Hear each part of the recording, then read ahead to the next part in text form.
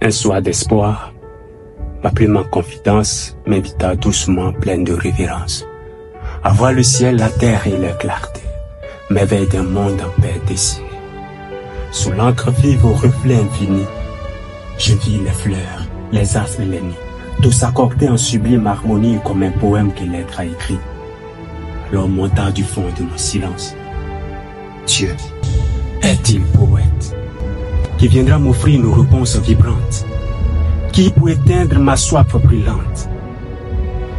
Soudain, une voix limpide, cristalline, vint apaiser ma soif brûlante et fine, faisant de mes doutes un feu sans fumée, fit danser le verbe dans mes veines, et me dit, si tout commence par parole, il a tout déclamé, la faune, la flore, l'être illuminé, l'univers vaste livre, les astres enluminés, portent en chaque étoile un mot qu'il a sémé.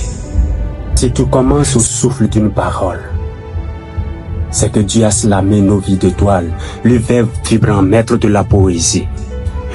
Il déversa ses vers comme un Bartholde.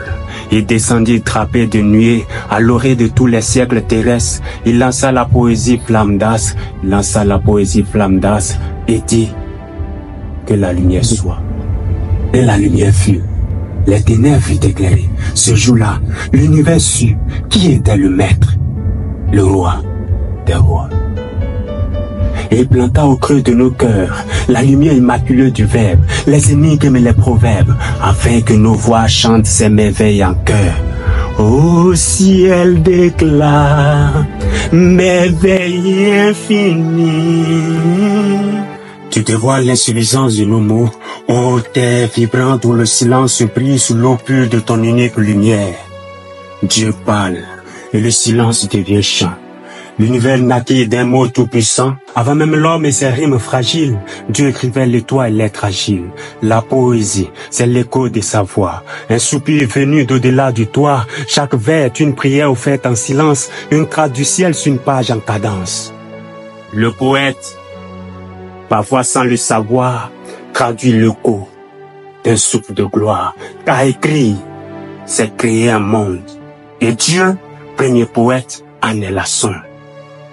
Quand l'âme vacille, Dieu écrit encore.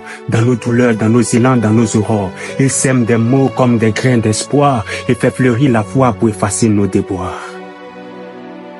Alors, moi, j'écris humblement, doucement, en lui par lui sur son souffle vivant, car la plus belle des poésies, c'est Dieu.